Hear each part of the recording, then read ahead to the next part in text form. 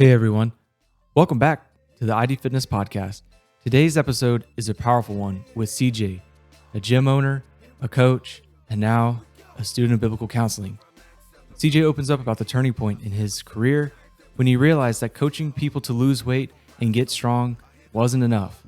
There was a deeper battle happening, not just in the body, but in the mind and spirit. In this conversation, he shares how studying theology and leaning into God's sovereignty radically transformed the way he leads, trains, and counsels clients, especially with those wrestling with anxiety, shame, and spiritual guilt. Whether you're into faith, fitness, or both, this episode will challenge and encourage you to think differently about healing, transformation, and what it really means to care for people holistically. Part 2 of CJ. Here we go. We're just going to jump right into it. You've been working on your master's in biblical counseling for about a year and a half now. What led you to start that journey? Well, I felt like I was getting a little stagnant in my coaching journey. And so it's like I had a general idea of what nutrition was and how to get people there, and had multiple people lose over 100 pounds, multiple. And then I've gotten people strong.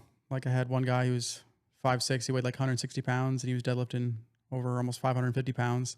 And so I'm like, okay, I know how to get people strong. I know how for people to lose weight.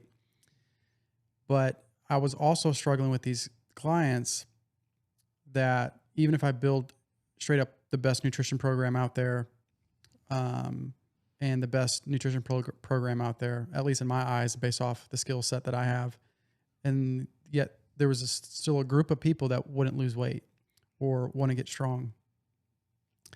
And the more conversations I have, I started noticing and getting pretty strong convictions. I felt like it was from the Spirit. Was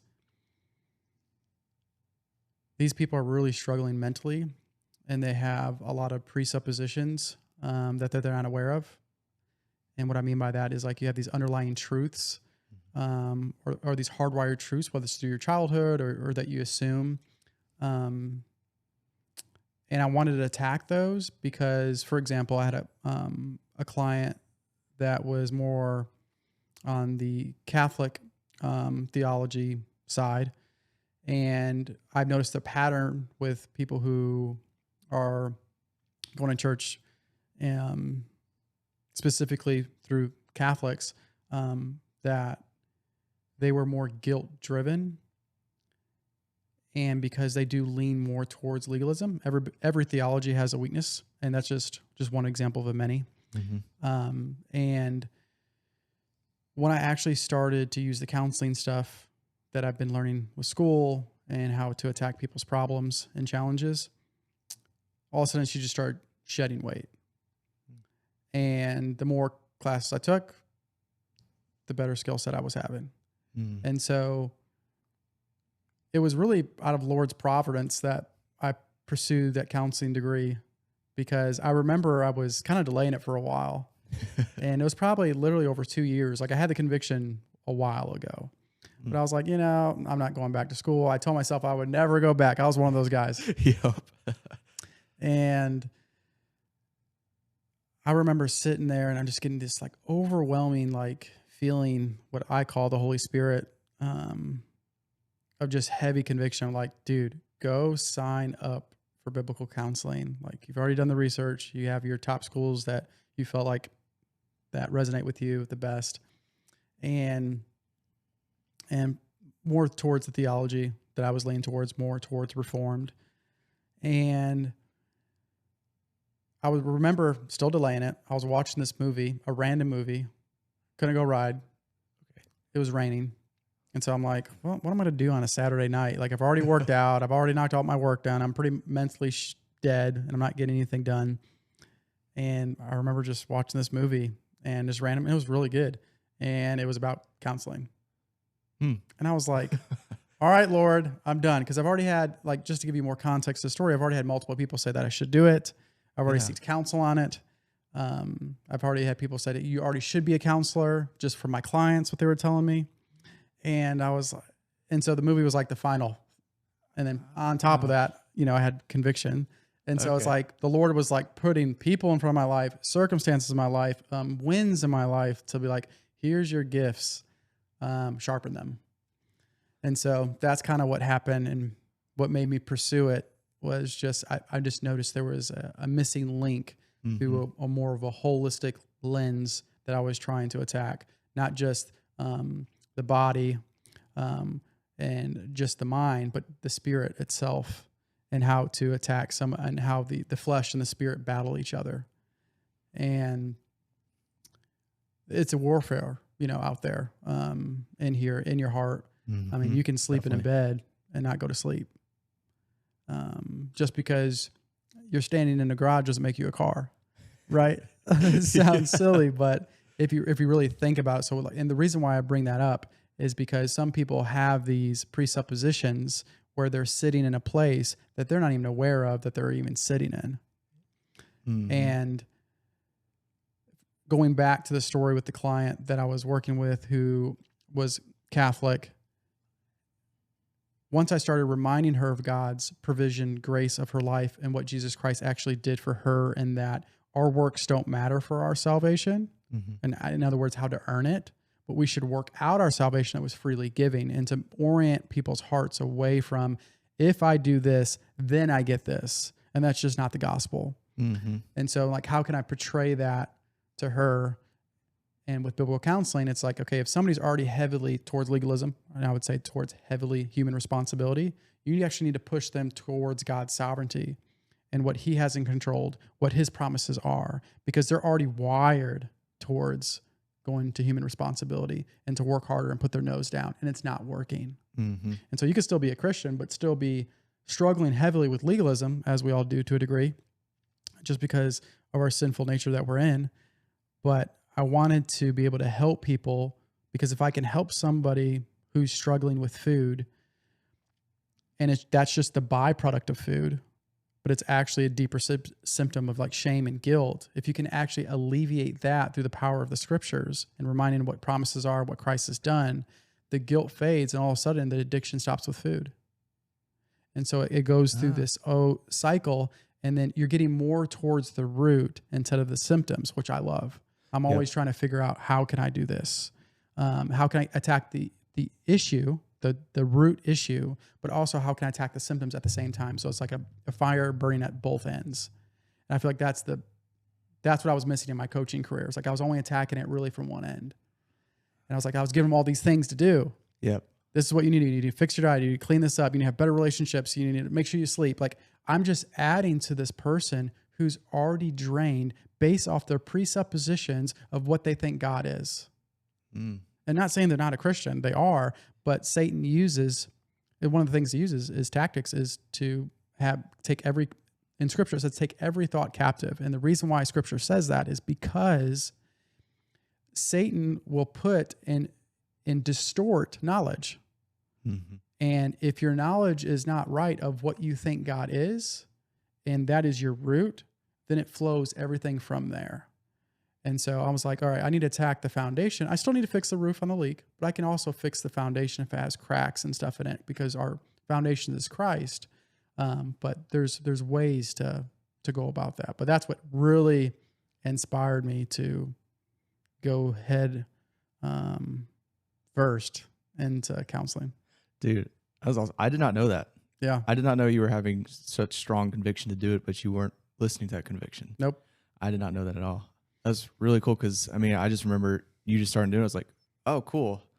I had no idea you were going through that. That's interesting. Yeah, and it was actually what's interesting, too, is those convictions were so strong, it started actually affecting me spiritually. Like, because I wasn't being obedient to the Lord. And since I was kind of like Noah and the fish, since I wasn't going the path that the Lord wanted me to go down, my life got pretty hard because I was going down a path that I shouldn't be going down. The Lord's going to be with me, and he's going to help stir me away. But you're already going to have so much suffering in this life, and some people have stronger sufferings than others. But to add to that, because of disobedience and the strong convictions, not only getting from the Spirit, but from other people, and then movies and then circumstances, right? And then All angles. it's all angles the Lord was doing. I was stubborn because my heart was turned inward. I didn't want to do it. It was going to take me time. How am I going to run a business and get my master's degree in counseling? Like, what does this even look like? And so that's what scared me. And I never done a master's program remotely before. What does that look like? And kind of going on a tangent here, but when I went and I started my online classes, I should have always done that. Yeah. I go back now in my college career. I should have always done that. I perform better. I do better. I'll have less distractions. I'm a person that has to study with nothing. Like I can't hear anything. I have to put my headphones in for noise cancellation. I have to be very focused and dialed in. I can't have any distractions.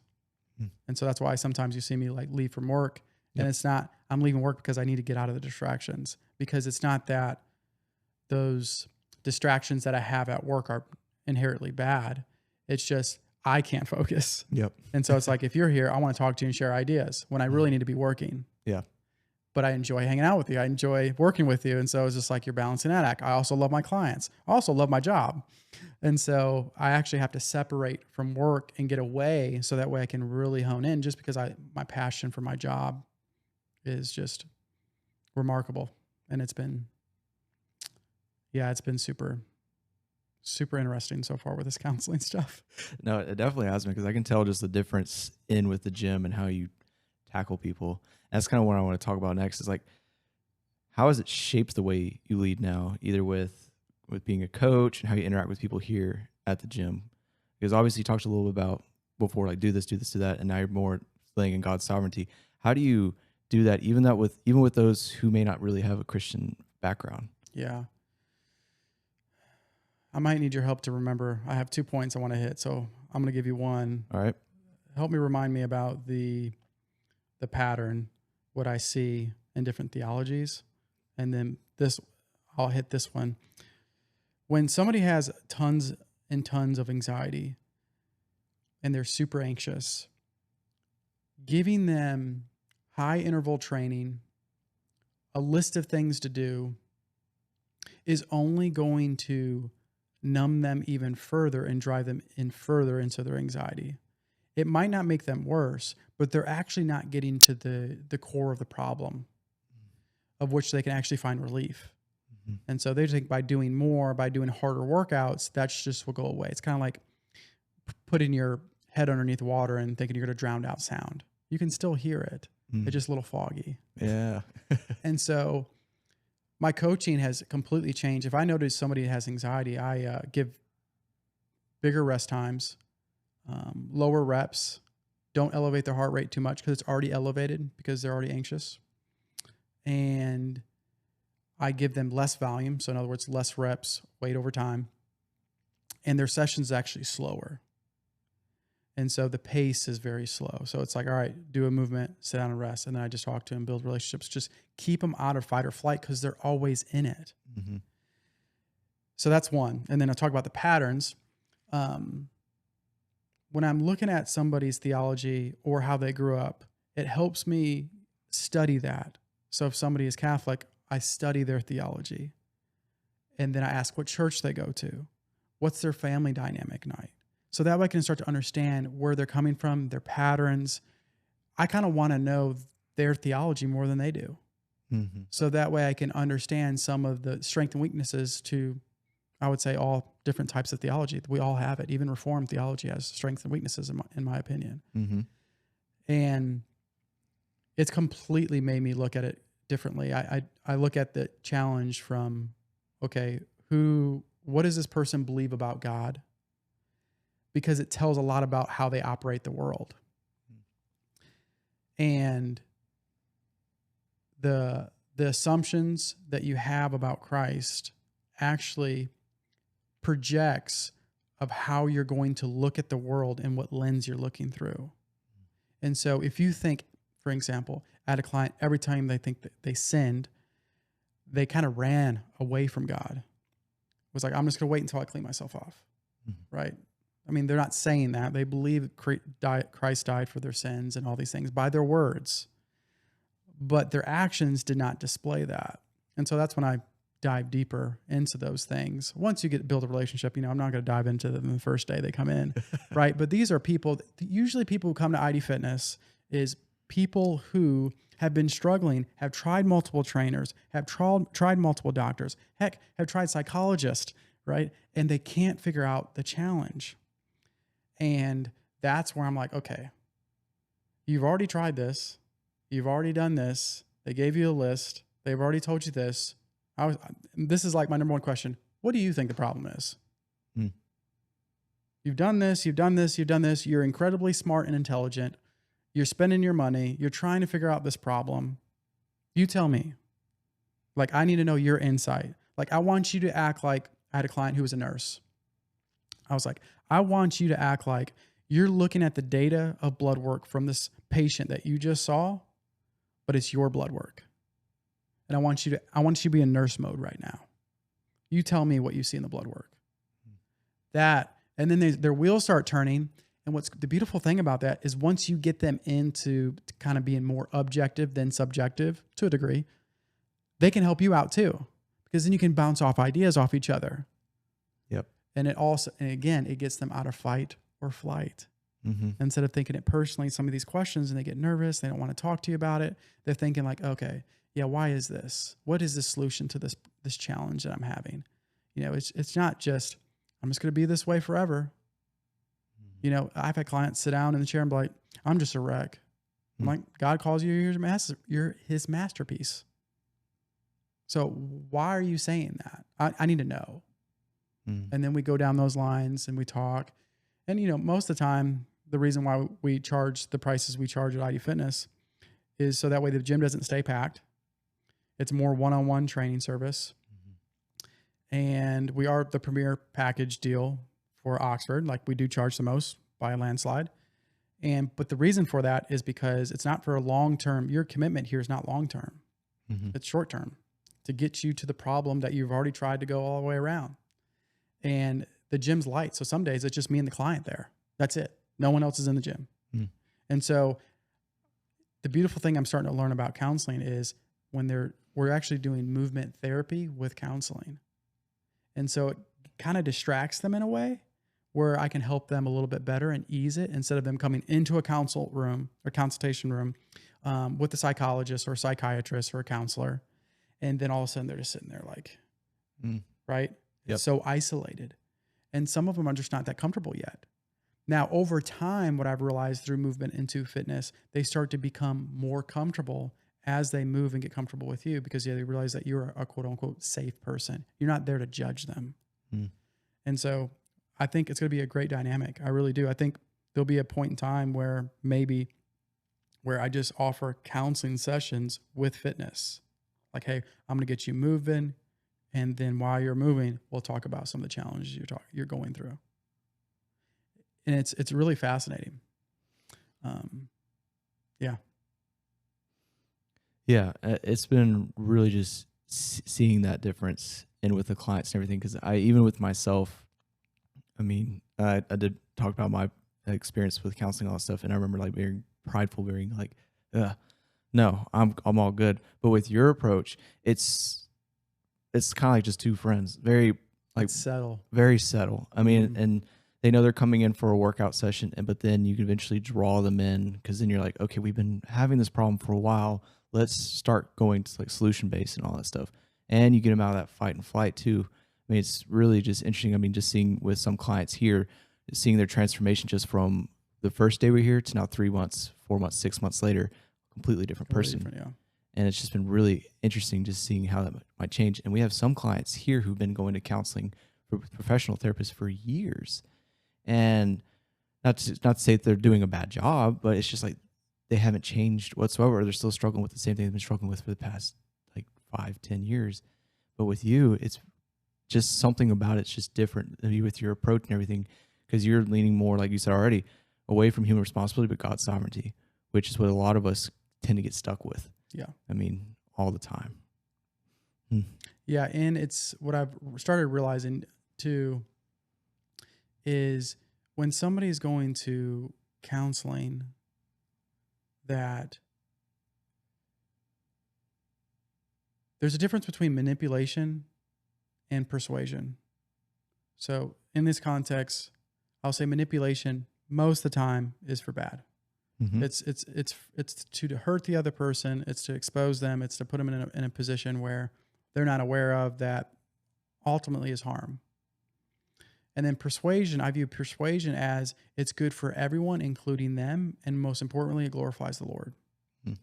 And so as I'm going through this process of clients coming in, and some of them don't even know I'm getting my master's in counseling, but if I can subtly just build them a relationship with the skill set and the tool set I have, then I can actually just subtly get to know them. Mm. And when you work out with somebody 2 to 3, 4 times a week with somebody, you see them mad, sad, frustrated, women, on their menstrual cycle, men, low testosterone plummet, because they're going through things. You start to realize, you see every anger emotion. And so they're already kind of comfortable with it. And you start to notice patterns with them. And that just gives you better, what I would say, data or emotional reports to be like, okay, how can I help this person? And I also, one thing I also took away from counseling is I asked them, hey, I said this to you a couple days ago. Was it helpful? Was it not? What did you take away from it?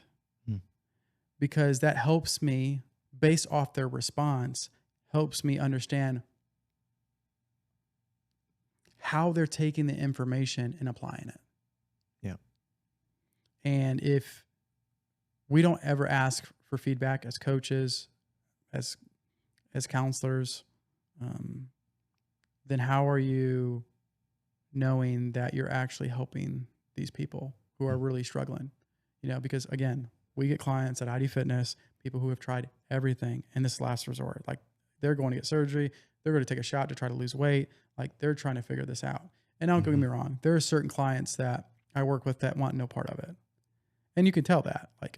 And sometimes it takes years for you get close with somebody because they've been hurt so much in the trauma that they have, or they're just prideful and arrogant. Yeah. And so, but regardless of the circumstance, God's grace lives on. And so, even if somebody is prideful and arrogant, it's more challenging.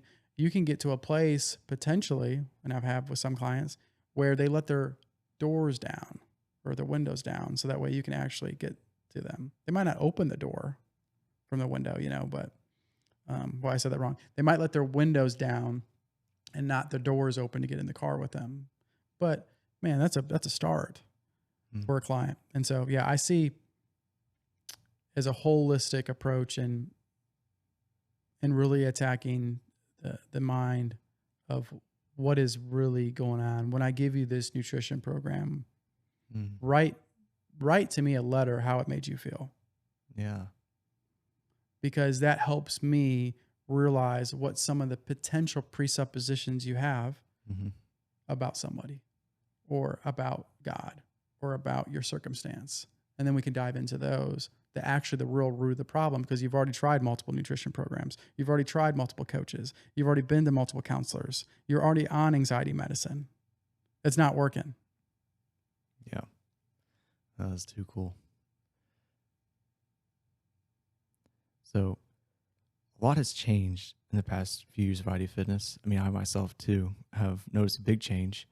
What do you think? What do you feel about this direction ID Fitness is going in now? I mean, obviously you got your counseling degree you're going to finish up next couple of years, but the gym itself, what do you think? Are you happy with the direction we're going? Because we've done a lot of different things, man. Yeah, I am. I'm pretty excited about the direction we're going in. It is challenging because the more niche-y we get, the more pricey we are. And so that's been a challenge because I also have this heart tug of these rates that you're charging, not everybody can afford. But I also have this strong conviction to work with people who are more higher wealth. I've always been like that for the last 5-6 years. Like I felt like the Lord's called me to work with high net worth people, and because they have all the money that they want. Yep. They they're not living without. I mean, some of them have even their own private planes. And so it's just like, they're still not happy. Hmm. And so I think that's been a challenge, but I do think we're heading that direction. But I also still believe we still have a price point that's low enough as long as you're willing to sacrifice to get to the problem. Mm-hmm. I still do believe that.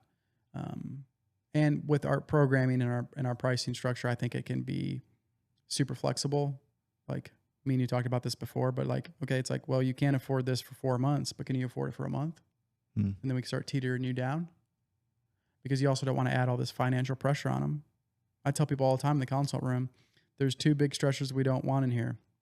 Is before you sign this contract, they're working with us, that we're going to commit to you, is if you sign this contract and you have instant buyer remorse, or you are getting a fight with your spouse, or you're really struggling financially, it's only going to make my coaching harder. Mm.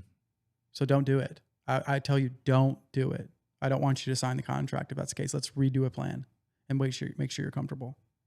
And the second one is relationships, which again is tied into money too sometimes. Is like, because if you're uncomfortable about the price, or you don't want to talk to your spouse, Mm-hmm. then you have this relationship stress. Yep. Like those are really the top 2 indicators of deep stress. Yeah. And so I don't want to add to that plate because they're already stressed out coming in. They've already tried everything. Like it's very rare a client walks in and be like, I just need a gym to work out at, and they have the money to do it. Like usually people come to us, they're struggling. Yeah. No, definitely. And it's really interesting you say that, because I've never really heard of that before. And usually it's coming in, it's like, all right, how can I get this person to come in and commit, even though it's going to stress them out and make them put them in a financial burden already. It makes sense though. Why you attack that is because it truly does make your job worse. Yep. Because then you have to prove or whatever, and they have to justify in their mind, like, why am I doing this? Why am I doing this? And then it's just making them spiral. It's interesting. Yep. And so you said the prices and being more niche was a challenge. Is that the biggest challenge, or is there something else that's working with less people? Hmm. So you have to be more relational because our price point is higher. So you have less traffic. Mm-hmm. So if you have a client, it's a big win. But if you lose a client, it's a big loss. And so that's been a challenge. And also like, the more nichier you get, the more relationships matter. And those relationships it gets more complex. So the problems become harder. Mm. When you're doing a group class, you don't have to deal with somebody not following the nutrition program. Yeah. Right? They just need to show up to class. They don't show up. You might email them, be like, hey man, we missed you at class, but that's about it. But when somebody is wrestling through nutrition, you're having like these tough conversations. Mm. And sometimes they get mad at you and they get frustrated with you. And so, because the relationship's deeper and the accountability is higher. And so it's challenged me in a way where I had to really work on persuasion, counseling, of how can I get this person to see that they matter and their health and wellness will help them. It might not necessarily make you live longer, but your quality of life will be a whole heck of a lot better. And that's not only good for you, that's good for the people around you, your family, like being able to do stuff, to be able to go up the stairs if you're older. Like, I mean, we have a client who's almost 92 now. Yep. And she goes up and down stairs and lifts weights and deadlifts over 100 pounds easily. Like that matters. And so I don't ever try to sell somebody that fitness is going to like really prolong your life. You know, We all know strength that. will. Yeah. I think strength will definitely help the quality of your life for sure by a landslide. But yeah, I would say the challenge is the deeper the relationship, the more complex the problem is, and the harder you actually have to think, pray about, seek counsel on, and be patient. And so it's been good. I love relationships. I'm an introvert at heart, obviously, but which people may not believe. Yeah, no one does until I had multiple roommates and they're just like, Yep. you are. Yeah, it's always so funny when CJ and I hang out outside the gym and all that stuff, and the two of us are just sitting in silence for hours. It's great. And or we'll go out with friends and stuff like that, and we're just silent. And it's like, or clients will see CJ in the gym and then see him outside, and he's just like a completely different person because he's just trying to chill. It's funny that you say that because I remember my roommate, Dylan, me and him went to high school together. He was a year below me. He came to Ole Miss and he said, I remember him knocking on my door because he's used to me played sports. I was most school spirit, right? Like I love putting on shows. I love competing. I think that's fun. Like that's just, it's really cool to me. But when I'm not competing and I'm not putting on a show for people or I'm not part of the show, then I'm just chill. And I remember him knocking on my door. I was like, hey man, you okay? I'm like, yeah. He's like, what are you doing? I'm just chilling, decompressing. And he was like, and slowly over time, he was like, dude, I did not know how introverted you are. And so I thought you were mad at me. And then once he got used to me, he learned that it wasn't him. Yeah. He's like, that's just CJ. It's just how he is. Yeah. That's so funny. Yeah. So you're competitive. I know that. And I know you've been doing motocross for, 3.5 years now. Yeah. Dude, that's crazy to still think about. I remember Remember I was first getting my bike? You were first getting your bike and everything. You're like, I don't know if I should do it. Yeah. Or maybe I should do it. And you had that conviction again in front of other people. It's like, CJ, go do it. You're a good steward of your money and everything. I just want to ask, how's been that experience? I mean, I know a little bit about it, but like it's been 3.5 years. How are you doing? I mean, what's going on? You still love it, right? Yes. Still love it. I've won my first C class race, which is cool. So sometimes I'll dip in and out of C and B class now. So I'm trying to get faster where I can just go to B. And so what is like C and B like? Yeah. So A class would be like a pro class. Okay. B is right below pro, and then C is right below B. Yep. And then they have D class, which is beginner class. Gotcha. And so those are the levels. And so I started from D class because I had no idea what I was doing. Yep. Like I rode dirt bikes, but I never rode a big bike. I sold my bike when I was 85. I maybe rode it a handful of times and I maybe rode 1 or 2 tracks. Like it wasn't like anything that I'm doing now. I've rode crotch rockets, so I'm familiar with motorcycles, but not at this level. And so it's been super fun. Went from D class now to C class and now flirting with B class. But hopefully I can locally be in B class more consistently soon. I've been working on it. And one of my goals is just roughly do 120 hours of riding per year. And just based off the research, based off communicating with other pro riders, they said that is a minimal good amount to shoot for based off my lifestyle, running a business, doing all these things. It's sustainable. Yeah. No kids, not married. And so that helps out a lot too. But it's been a lot of fun because I'm used to doing very gruesome sports that's really physically hard on the body. And so wrestling, football, track and field, CrossFit, and sprint triathlons.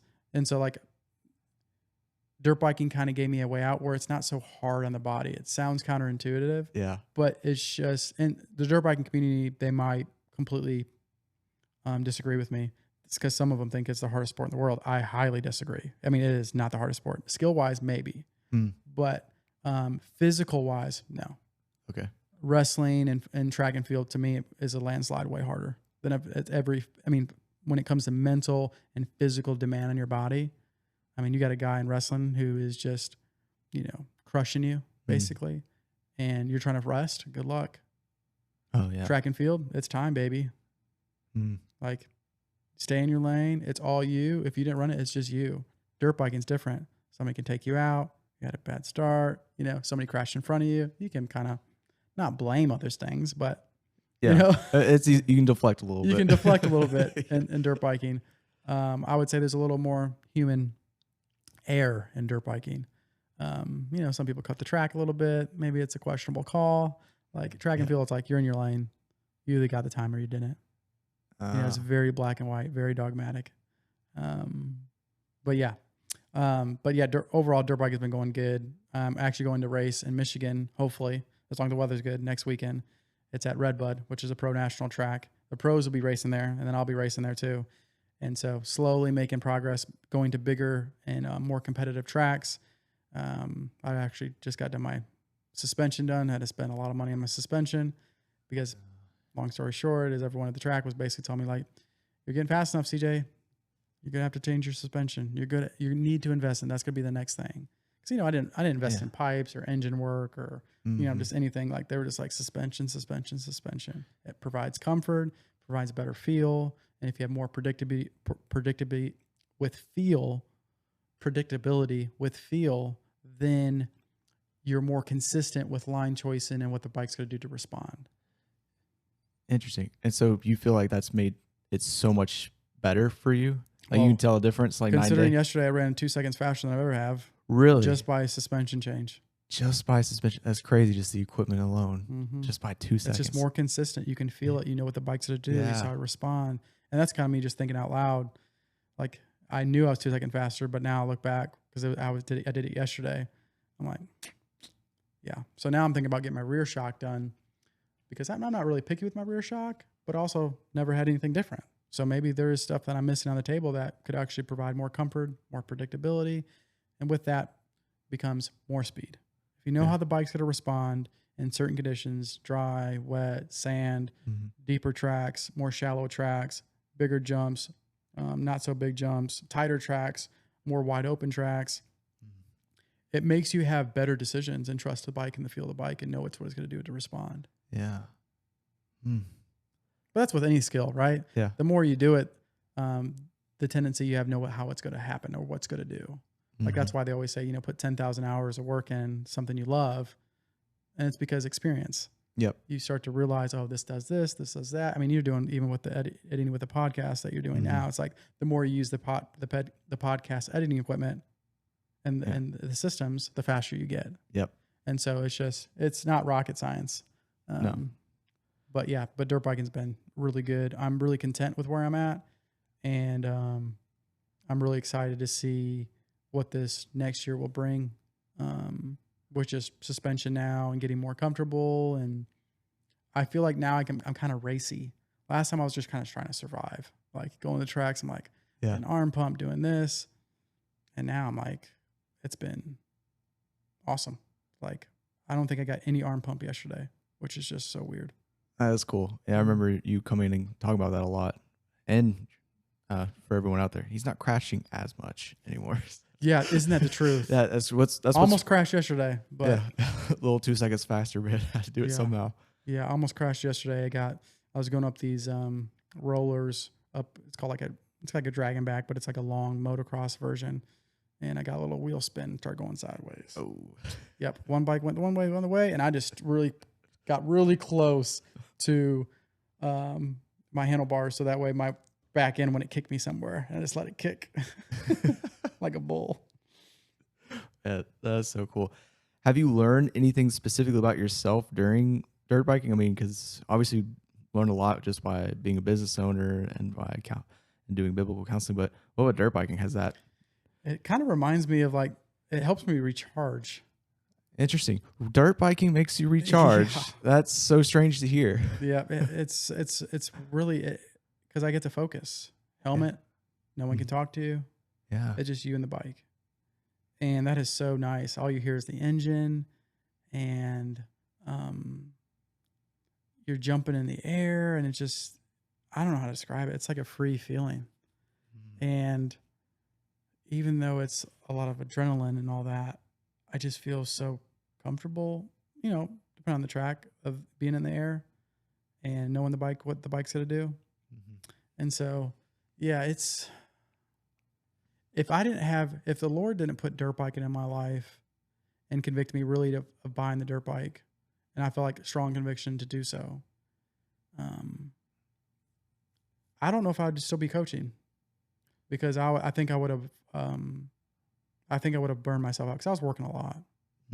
And even you, I mean, you'll help me, like, encourage me, and like, man, I feel really bad leaving right now. It's like, oh, this is why you're training. Like, this is a lifting session. Go.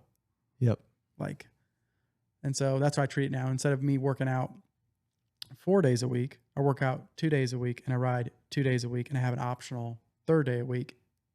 If I can squeeze it in, if I got nothing going on, or, if I want to ride Sunday after church, I have that option to do so. But yeah, I've really enjoyed it. I'm so glad the Lord is allowing me to do it and giving me the option to do it and to be able to pick it. And just the country we live in, to have the freedom to be able to do those things, and the finances, and, but I also don't want to make it an idol, So that's always been in my heart too, is like, Lord, like, I want to make sure, like, you gave me this, and to be a good steward over it. So, but yeah, it's been super fun. No, dude, it's been so cool. Just hearing your stories and your journey just faster. And even a few nights I've helped you like set up his bike and everything. And so it's been really cool just seeing him progressing. And then I'm excited to see what happens this next weekend for you, man. I'm excited for you. Yeah, I'm really, really excited. Hopefully the weather's good. Because Redbud I've watched it so many times on TV, so now I get to ride it, which is incredible. So this will be your first time riding at this track? Yeah, I never rode here before. Oh man. Yeah, they only don't have many events there, maybe like 5 or 6 a year. Mm-hmm. And they'll open it up a little bit, but it's a pro national track. Gotcha. It's one of the iconic tracks in the United States. Yeah. Yeah. That's awesome. Like, even on the pro circuit, like, everybody wants to go to Redbud. Yeah. Like, it's the track. Like, no, you got to go there. It's one of the tracks you got to go. Yeah. That's too cool. That's awesome. I'm excited for you. And it's central, right? It's Michigan. So, yep. It's in the middle of technically in the middle, Mm-hmm. Not too far east, not too far west. So it's a good distance for everyone. Perfect. Yeah. That's awesome. So in your first podcast we did with you, you talked about God's providence and how you end up here in Oxford. Looking back, how do you think he's continued to shape your story since then? I mean, obviously a lot's going on, but what do you think in that? Yeah, I mean, I look back now, I'm just like, I wish I would have trusted him more. Like, I was so worried about what to do and that, and obviously it's experience and being a young believer at that time. But I look back now, I'm like, you're just seeing God's sovereign rule. God is not defined by time, space, or matter. He created those things for us, so that way he can have a relationship with us. And so, of course, he operates outside the rules of what we call rules of space, time, and matter, right? Because he's the one who created them. And so I think that's been just incredible. Like, I'm learning to continue to trust him more and more. And I remember I think it was in Paul in Romans, he said, I had to learn to be content in all seasons of life. And it's true.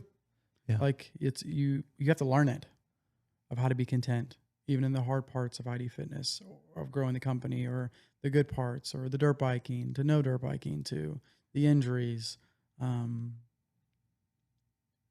through, clients going through a tough time, Yeah. But I look back and I'm like, the Lord is just, he's not fair. He's gracious. If he was fair, none of us would be alive. You're right about that. So it's like,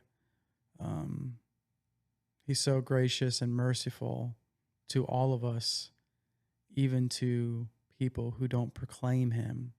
Like, there's common grace for a reason for everyone. It rains on the unjust and the just. Yep. And so it's been really eye-opening. Of the more I get to know him, the more he reveals the direction I'm going, and the more clear it gets. Yeah. And so it's like, as I mature, he also gives me more food that I can actually chew on. That's more complex, harder. Kind of like lifting weights. Like, the stronger you get, the more weights you can stack on, the more complex movements you can do. Yep. And so that's been really, really cool. Yeah. When you say learning to be content in all seasons of life, how do you learn that? Or in your experience, what does that How have you learned to be content, or continuing to learn to be Yeah. content in all seasons? One of the big things I had to do was gratitude. I found myself kind of leaning more towards, if you ever watch like Winnie the Pooh, I always love those characters because they're all the characters Yep. display. I feel like different personalities that we all have. Yeah. And so I caught myself when seasons weren't going the way I had them or expectations weren't being fulfilled. I started leaning more towards Eeyore, Mm-hmm. just depressed. Life owes me something that's just the McKinney luck, I'm just, and I just don't think if you go down that road and ruminate on that, the problem and your lack of contentment will only grow even more. Mm-hmm. And that's why the Lord says, renew your mind in his word, because it's not if, it's when we go down those paths of not being content and being depressed. And not saying that there's potentially a reason to have those things, whether somebody lost a loved one or somebody has cancer or whatever, but to learn, continue to look towards the Lord and to trust him and his sovereign will, that at the end, all suffering will be gone and justice will be served. Mm-hmm. And so gratitude was a big step for me of like, okay, here's the problems you're going through. Here's the challenge. What's the solution here? Mm. Is it something you can do? If there's not something you can do, how can you pray for it? How can you seek counsel of how to put boundary up to stay away from it? Mm. And so it really reminded me of like, renew your mind in the Lord. In other words, read the word of the Lord, sometimes in Psalms and Proverbs, sometimes more stuff that's more like singing and praises would be a great start, I think. At least that's what did it for me. Mm-hmm. And also surrounding yourself with people who are also in a solution mindset and not feeding that self-pity that you have against yourself. Because it's not if, it's when you start going that way. Mm-hmm. Do you have a group of people who are going to feed that and be like, yeah, man, that person owes you. Yeah, you should be mad at that girl or whatever. It should be the person like, yeah, that's tough that you went through that, CJ. Mm-hmm. But how can we get through this together? What do I need to pray about? And you need to feel those emotions and still be frustrated and be mad and express that to God. Don't suppress it. Let God know your heart, because he already does. The more honest you can be, the better. And so that's why the friend group, really, I've had to kind of change my dynamics of friend groups, getting away from certain people. And not saying they were bad by any means, but they just had different struggles that were kind of feeding my own insecurities that I needed to work on. And I was just too weak in my faith to be around certain things. And we all are. There's certain attributes of us that are pretty weak in areas. And if we're around a person who is weak in that area too, or just not repenting, it can actually draw us down to a scary path. And so you don't just fall into sin, right? We talked about this before. Yeah, all the time. You've been sliding. Mm-hmm. It's a slow progression. Before you know it, you're just like, how'd I get here? It's like, well, you thought about it. Then when you thought about it, you thought about potentially trying to do it. You thought about out routes. You thought about if nobody knew this would happen, and then all of a sudden you're in the sin and you're doing it by your actions. Yeah. And so, yeah, learning to be content has to come with the Lord is sovereign. He sees me. He's always with me. And then how am I going to move forward with people of Christ? Yep. And then also praying and surrounding yourself with people who actually care for you.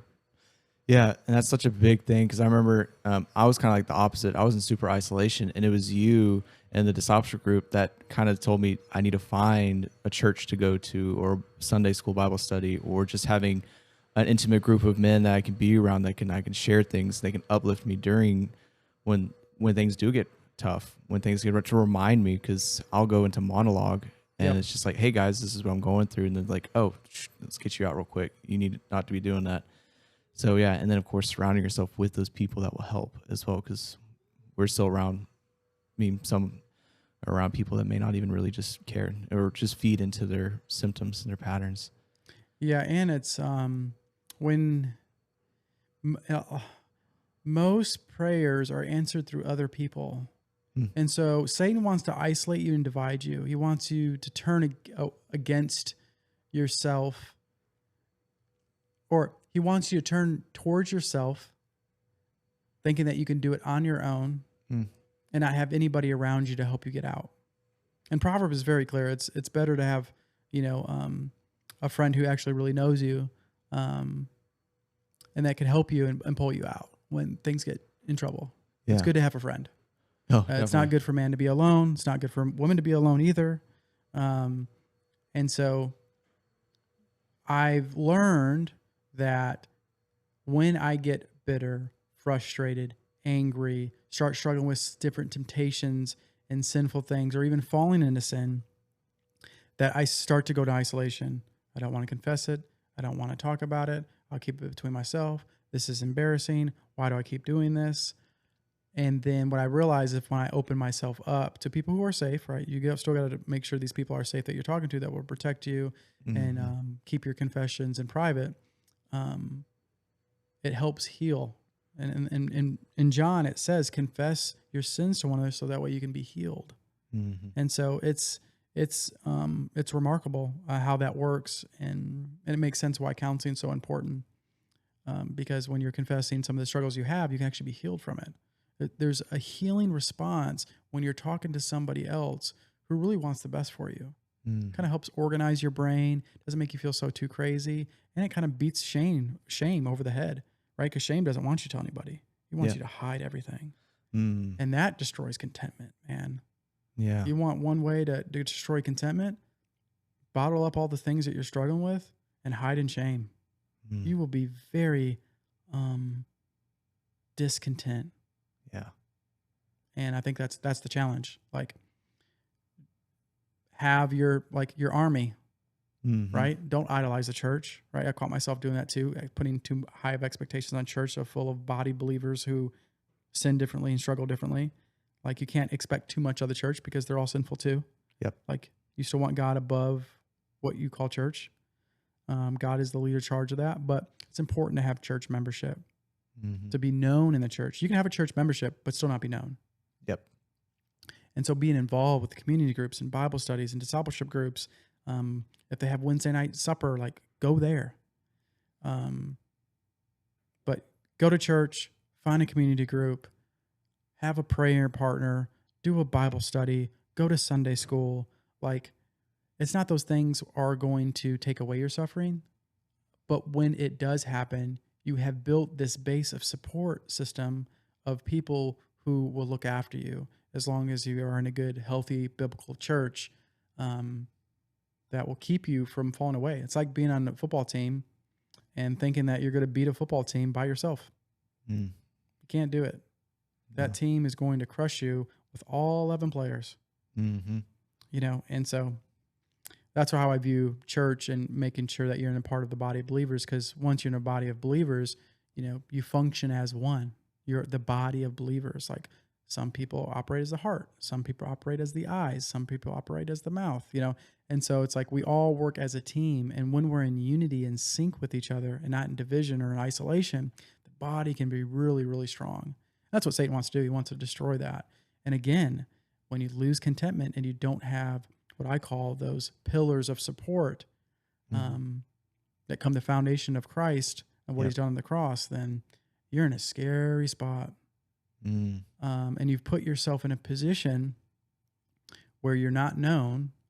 And again, it goes back to what I said earlier. Most prayers are answered through other people. Yeah. Because we are in communion with each other. We are built to worship the Lord. We're worshipers. You either worship the Lord or worship up something.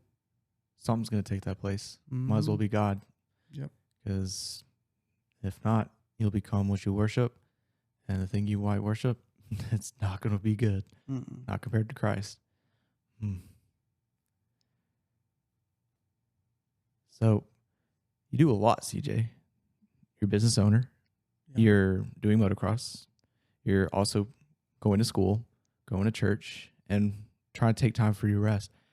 How do you find balance for all that stuff? What advice would you give to someone that is probably doing just as much as you, or maybe even more? How do you find balance? Balance, it's not going to be this thing where you just find the perfect balance. Yeah. I don't think you'll ever find it on this side of the world until we're in heaven. And I think we'll have perfect balance and harmony. Mm. But you just have to be flexible, try things, and if things are not working, try something different, and seek counsel on people who you admire their time and how do they do it. What is their patterns? How do they handle situations? What's their conflict resolution? But you need to study people who are doing it well, but yet seem to be at peace. And their words are lining up with their actions, and their actions are lining up with the words. And you find somebody like that, you just start studying them. Mm-hmm. You don't even have to know them. If somebody is an author and they write a book and you like how they do life, read their books. You start to see them through the book. Mm-hmm. And so I really admire some of the clients that work out here, some of my mentors, of how they balance everything, but yet still make time for church and all that. And so I just started studying them, what they do. And so one of the parameters I put that works for me is making sure you take a Sabbath. So every week, once a week, take a Sabbath. That means rest, no working. Sometimes no motocross if I'm not finding rest in that. Like if it's starting to become a burden, like I start tired, I don't want to wash my dirt bike, I don't want to go, or I'm just tired, I just want to chill, just be around people. And if you have a structure where you have a Sabbath every single, there's I forget what research this is, but I'm just gonna butcher it. But there's these people who are 7-day Adventists that I don't agree with their theology, but I'm just saying them for the example is they take they're very strict on Sabbath. And so like no working, no buying stuff, like they're very, very almost more towards legalism is what I would say. Yeah. But they live longer. Hmm. So the research is pretty clear that they do live longer. And so even in the midst of their legalism, you can still find some of the things that, man, the law is good. Mm-hmm. We're not binded by the law. We're binded by Christ. Christ has fulfilled the law. But man, that's remarkable. And so you don't want to be a slave to the law. You want to live in grace through the law. It's not if you will break it. It's when you break it. How do you respond? And what does that look like? Yeah. Because rest for people based off their gifting is different. Some rest for an introvert might be around not being around people. And so I'm not saying you should neglect worship. I think you should still go to worship. Mm-hmm. But maybe an extrovert goes to church and then goes to friends afterwards and then goes, fishing with a whole bunch of their buddies after church and go hanging out there, and their Sundays are full and they get energy from that. And some introverts, they'll go to church, maybe go out to lunch with those guys, go rest at home and go chill at home, go read or take a nap. Yeah. But resting is a little bit different for everyone, I believe. But I think your rest should always be the attempt of glorifying the Lord with sober judgment, and not towards what's going to be best for me. What is Christ calling me to do for rest? Yeah. And so what would you help or say to those who are not taking a Sabbath? Start slow, because it's very anxious. For me personally, just from what I've experienced, for what other clients have experienced, when obviously the clients we work with operate at a very high level, they're really successful. And so hard work is no issue to them. Like they will work hard, but most of them, I would say, are not habitually taken away from their Sabbath. Like even some clients, like they'll text me like, "Oh, I totally forgot that you don't even carry your phone on Sundays." Like that's my thing. I'm not strong enough. I'm too weak in my faith to have my phone on me and not to check it and do work stuff and do that things distract, go on Facebook, watch YouTube videos, like really check out from the world and really rest in the Lord and be thankful and show gratitude. But yeah, start slow if you haven't done it. If when in doubt, aim lower. Jess McGuire, one of my old pastors, I think he was reading a book, or maybe it's his quote, but he remembered that, and that kind of like, that is true. That was like a nugget that I needed at that time when I was trying too hard. Yeah. And so if you've never taken a Sabbath before, just do 15 minutes. Mm. you know, and then work up. Yep. Like I worked up just going to church. Like when I first became a believer, I wasn't really going to church. It was like a hit and miss. I wasn't even a member at a church. Yep. You know, just like, So then I went to church. And then I went to Sunday school. And then I'm going to community group now. It's every other week. Mm. You know, and then I go to Wednesday night dinner. And then I have discipleship group on Monday nights. Yep. And so it's like, it's getting a good dose of not just on Sunday, but are you also finding rest in the week to make time for Christ? So that's eventually what you want to get to. But if you had to start slow, build up your Sunday to be a full Sabbath. Even if that takes you a year of slow progression. Yeah. Because sometimes it's anxious. It's very anxious driven for people who take a Sunday for church because they're thinking about work, all the things they need to do. And I will tell you this, exposure therapy is the best way to do it. Mm. Slowly though, you don't got to go full whammy, you know, just maybe you go to church to the parking lot and you have so much anxiety and you feel like you have to work and you can't do that. And you just pray in the parking lot and you go home. Mm. And the next time, maybe you step in there and you stay there 10, 15 minutes and then you just go home and you keep building that capacity, progress yourself slowly and over if it's not working going the other way. And if you're a person who's like, no, I just need to do it, then go full in. Mm-hmm. Because it might be what the Lord's calling you to do right away. And obviously the Lord's calling you to take a Sabbath and rest in him. It's good for us. Sabbath was not built for God, but built for man. Yeah. It's built for us. And it's built just for you to trust in God and know that things will be taken care of. Yep. That he's got all things. It'll be all good. Just trust in him. And over time, your anxiety will go down. Mm-hmm. That's not say that you won't have spikes. It doesn't say like, I've had one time where this a couple years ago, I don't know if I told you this, but I remember I was getting such spiritual attack from some of the sins that I was struggling with at the time and was really struggling to repent. Because I was in isolation, I didn't have the resources, right? And I put myself in that position out of pride and arrogance. And I showed up to church one Wednesday night and I couldn't go in. I was like pacing back and forth because I was on such spiritual warfare in my head and just all the shame that Satan was reminding me of, all my past sins, what I've done. Like if you go in there, they're going to kick you out, like crazy stuff. I'm like, oh, wow. I knew they weren't doing that, but my mind was crazy. And I remember stepping in, finally opened the door. Like it was already 30 minutes in. And as soon as I opened the door and I sat down and relaxed, all was gone. And so it's crazy. And I always try to remind people of spiritual warfare. Sometimes you're right in the edge of it. One of Satan's greatest tactics is to discourage you in the front end. So that way you don't even take the step. Because he knows if you do take that step, his tactics are not going to work that well. So he really wants you to get to you before you take that step of faith, before you go into that church, before you take that Sabbath. He wants to, no, as soon as you take that one step or you start slowly for the Sabbath, it's going to be harder for me. Because then that means you're around the Lord more in a way, in his presence. So it's I always tell people like, no, Satan attacks you on the front end. Oh, yeah. Hard.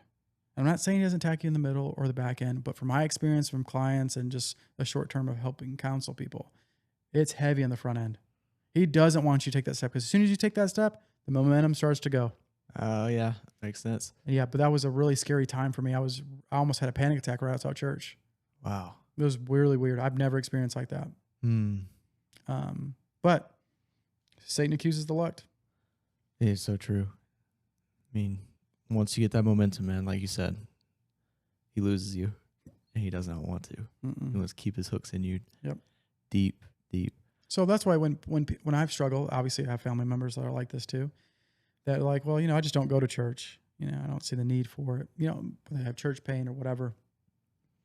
And I want to validate, like there is a special part of church pain that is hard and that is hurtful for people. But I also would challenge those people of their expectations of church, because your expectation could forget that they're all a bunch of sinners in church. Now, don't get me wrong. There are churches out there that you should avoid and you should leave, especially if they're not repenting. Yeah. And they have hurt you and they don't want to acknowledge, and it's been habitual. Yeah. Like I would run from those churches. I would find some other church. But just know that it's not going to be perfect. You're a bunch of sinners in there. You all sin differently. You think differently. You have different giftings. You're not going to get along. But sometimes the only thing that you have in common with them is that you believe in Jesus Christ. It's funny you say that because that's our relationship, how it started off yet. Mhm. I mean, CJ and I never would have been friends if it wasn't because of Christ and everything. Yeah, I started here as an intern and everything, but I mean, we've said it before. It's like we are only likes really just fitness, and we're both introverts. But you do motocross. I don't do motocross. I play video You play games. video games? Play video games. You don't play video games, and it's just like we're only in this deep relationship is only because of Christ. Yep. But with that, it's grown to this now, Mm-hmm. which a lot of people is a blessing. And the beautiful thing about our relationship is when it's rooted in Christ like that, and this just made me thinking while you say that, if video games go away, if my dirt biking goes away, and we're not able to do those things anymore, our foundation of our relationship it will never change because it's rooted in Christ. Yep. Even if ID Fitness doesn't exist tomorrow, our friendship is rooted in Christ. Yep. It's like going to battle together. It's just like there's a sense of when you're in the military, and this is not from experience, this is just from sports. When you experience hardship as a team together, there's a connection you'll never lose. Mm-hmm.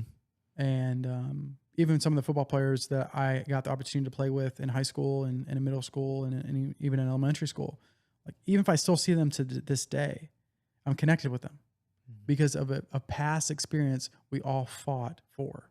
Mm-hmm. And so that's the beautiful thing about Christ is I think that reflects Christ is when you go to church and you have these expectations, like these people are potentially going to hurt me. I'm potentially going to hurt them. And we need to forgive each other and move forward and show a repentant heart and confess each other and know that we're all sinners. When you go through conflict as a church together, in spite of the sinful natures that we have, you become a strong church. Yeah. And a church like that goes through that and solves conflict well and talks it out and tries and fights for unity, powerful. Mm-hmm. It's powerful. And it doesn't mean you need to be buddy-buddy with every church. Like Jesus had an inner circle they were close with. Yeah. There's certain people at church that we're just different personalities. We don't see eye to eye on things, but we care for each other. Mm-hmm. And that's okay. Yep. That's fine. Like you're going to have your inner circle. You're going to have your group in church, but you also should still make an effort to still have a good relationship with them in context of your situation. Yeah. And that might look different for every relationship in the church, and that's okay. You might hang out with a group of people in church more, and that's fine. But if you only hang out with those people in the church, in that group more, then you're doing something wrong. Mm-hmm. That's where it starts to get cliquey. Mm-hmm. Where it's like certain churches, it's just you're only in this church because of this or this group and all that stuff. Right. That can get dangerous too. Yeah. Because then you could be back to like being the body of Christ. You could be around people who are just hearts. You don't have anyone in your group that's eyes. And so how could you know this or that? So you want to have that mesh. And that's also just how the church is. We are one body under Christ. We're not just separate little entities inside Christ's body, the body of the church. We were all together. Yep. Do you have anything on your heart right now that you would want to share to whoever's listening right now? I think the only challenge that has been on my heart lately is, and that I've been working through with a lot of clients lately. And so I know if I'm working with this a lot with clients that, I know other people are struggling with it then. And so I've had a habitual thing where, and this is not intentionally, this is what happening. So I'm not saying that these family members are doing this on purpose. Mm-hmm. Even I do this. We all do this to a degree. And so this is for people on both sides to build awareness on. First is most people who express themselves to their family members are not getting validated with their emotions. Ooh. And so, like, example, what does that look like? Example would be a wife goes to a husband and said, hey, the neighbor down the street really hurt me. And, I'm just really angry and really emotional right now. And the husband goes, well, what did you do?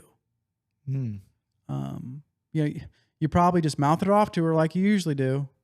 Or, did you put the trash on her curb again? Like, did you not know that she doesn't like that? Like, it immediately goes to, and it's not, you're right. You're absolutely right that if that is the case. But the person that's communicating with you is talking with you, regardless if they're right or wrong, to say, yeah, I would be angry too, even if you were in the person that was in the wrong. Yeah. And so I think just in general, I think for us as Christians, we can grow in more validating people's emotions. It doesn't mean you're saying that they're right, that what they're feeling. Yeah. And those feelings could be wrong, but that's what they're feeling. Yeah. Just validating what they're feeling in that moment, even if they're right or wrong. And but by it's just you doing that, because it's just what they're feeling. that's right. Yeah. It's like, that's just how they feel. And they're just expressing to you how they feel. But if you just belittle it or just deflect it, it just makes them just shut. That's right. They just close up real quick. It may not open up to you again. But maybe back to that husband and wife dynamic. It's just like, now the wife won't bring anything up to the husband, and then she gets bitter and angry at him, and he doesn't even know why, or vice versa. Yep. And then on the flip side, the person who's not getting validated, do they have the maturity and the emotional capacity to call their spouse out or their friends or their business partner or whoever in love? Like, hey, like I noticed the other day when I expressed myself, let's just use the husband and wife thing, that, the neighbor down the street, blah, blah, blah, blah, blah. Then you just don't validate what I'm feeling. And I'm not saying that I'm right. And I am saying that you are right. Maybe I did mess up. But you're not hearing me. You're automatically going to the solution of the problem. Yeah. And so it's like on the other side, the person who's not getting validated needs to put up boundaries and communicate and talk with those people and stand their ground. So that way they both can work on, because if you're a conflict avoider, you'll never get anywhere by constantly avoiding conflict. Yeah. Mm-hmm. And so what would you say? So let's say the wife comes in multiple times about this neighbor and the husband does validate her feelings. Does he just keep validating her feelings, or does he then go to a solution mindset? What I've noticed is once you validate their feelings, they get out of fight or flight. And so they're more receptive for feedback. Ah, okay. And so when you can validate somebody and hear them out and listen to them and truly understand them and ask the questions about their feelings, they usually will self-reflect and figure out, I kind of was being over dramatic about that. I probably need to go to apologize to her. They kind of figure it out on their own. And if they don't, they're more open to the feedback now because you validate it. Because then you can say, honey, that is hard. And I'm really sorry that you feel that way. Is there anything I can pray for you for? Do you want me to go on a walk and just kind of blow off some steam? And then when you're having these conversations, by the end of it, when she's cooled down and it's the right time, because timing does matter when you correct somebody. And persuasion matters. Your words you use. People's words and how we use them matters, because how they speak tells you a lot more about them than how you speak. And so using their language, their persuasion, how they view language and words, that's the thing you need to go through. And so how will that look like is to be like, honey, let's just say it's a reoccurring problem. I mean, you talked about this. You have a rule, like a 3-and-out rule, which is great. Yep. Inflexible. It's flexibility within that rule, but that's a good baseline to have. Let's say this problem is happening over and over and you validate their feelings. Let's say it's the third time, and be like, once she calms down, relaxes, pick it at another state where it's just a normal conversation. Maybe it's like over food, or maybe when you're on your walk, and be like, hey, honey, I've noticed that, with the neighbor that, it's really upsetting for you, and you get bitter and angry and mad about it. And I think those feelings that you're feeling are real. Like, it's true. But have you ever thought that potentially how you're responding or what you're doing could provoke her as well? And so maybe you guys are both provoking each other. And maybe we as a Christian need to adjust to them. and to see how we can serve them better. And maybe there's not a solution. Maybe that neighbor is just mean, Yeah. right? It's out there like that. But you can pray for that neighbor. You can try to meet way over in the middle, because I don't believe there's a middle. You can go up and beyond, but I always tell people, when you're in a solution mindset and you're trying to go against, or you're trying to help that person, and let's say this person is refusing help, I always tell these people with these 3 questions. If I do keep helping this person, will it produce bitterness in my heart? Mm. If I do keep helping this person, will it cost too much of me? If I do help this person, will it neglect them, the other person, for making their future decisions on their own? If you answer any to those questions, a no, basically. I mean, a yes, like, yes, this is producing bitterness. Yes, this is costing too much of me. Yes, this will cripple them for the future. Then you do not help them anymore, or you don't even try to meet with them in the middle anymore, especially if they're refusing to repent. Yeah. And so on the flip side of that, if you have a neighbor that is just mean and arrogant, you got to put up boundaries and limit time with them if you've tried everything. Yeah. Like we've talked about this, where you can't make peace with those who don't want to make peace. That's right. And it's out like that. You have to be not comfortable. It should be uncomfortable, but you have to be in a sense where that's your expectation. Mm-hmm. Your expectation is, some people just don't want a relationship with you. And there's nothing you can do once you've seek counsel, you've prayed for it, you've tried to talk to them. If they just keep harming you, as I would say, or really hurting you and hurting your walk of faith, like, you might need to take a break. And maybe maybe a couple years you can come revisit back to it, or a couple months, or a couple hours, right? Yeah. Right. It just depends on the context and the situation. But yeah, you gotta pray about it, seek counsel, and figure out what's the best solution for this person based off the information I know about this person. No, that's cool.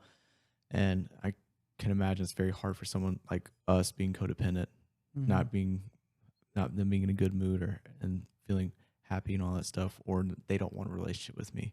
And you start to take it personal and all that stuff, and it's just how they are with everyone. It's not just you. Yeah. And you're just thinking too highly of yourself if you think that way. Yes. Yeah. Your heart's towards inward instead of outward, right? They don't want a relationship with me. This is my fault. This is my problem. I need to fix this. No. The Lord needs to fix it through you if the other person wants it. Yeah. If they don't, there's literally nothing you can do. Besides pray for them for a distance and treat them with respect and kindness and grace and mercy, because that's how the Lord's treating you. Definitely. But yeah, so one of the big things that I would just share is making sure we validate each other. Validating doesn't mean you're agreeing that they're right. You're validating that what they're feeling is what they're feeling. And then once you validate, it gives you actually a greater, safer place to be able to encourage them and give them some type of constructive or some type of solution to their problem.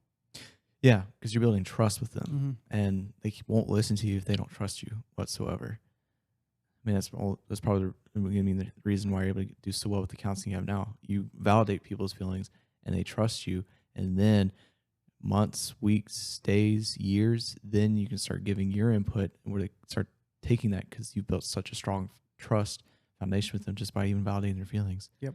And all it is just like, I hear you. That sucks. Sorry. I would imagine that made me really angry too.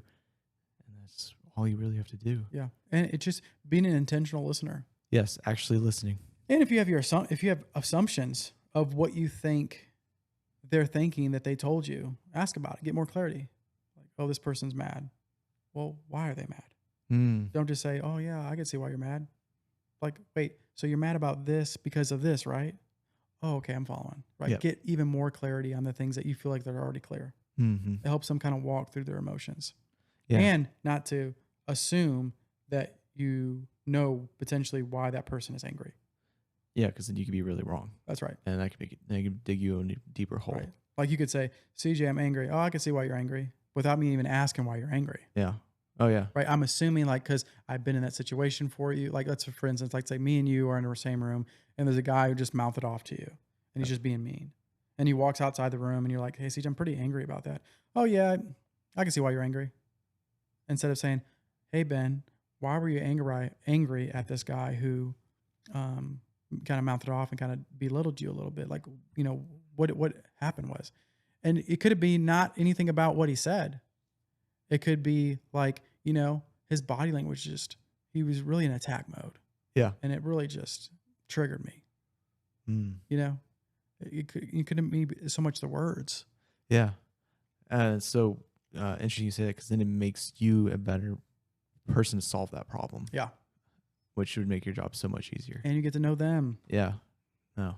It's a beautiful thing. And obviously you can dive in too much in the details, right? Where you get too deep, where it's hard to go too deep into details about anger, right? Because sometimes you're like, I just don't know. I'm just mad. Yep. I'm just angry. Let me be angry. Yeah. Let me be angry. That's right. Yeah, and also don't rush people. Like when you're validating their emotions, let them feel them. Yes. Yep. Mm-hmm. Unless you think it's going to potentially harm them or your family member. Like sometimes it is helpful to calm people down. But most of the time, let them feel them. Yep. Let them go through it. Don't let them suppress it. Yeah. It helps kind of go through, even if they're dead wrong. Yep. Like let them talk it out, because you'd be surprised by letting them talk it out. At the end, they'd be like, yeah, I probably was wrong about that.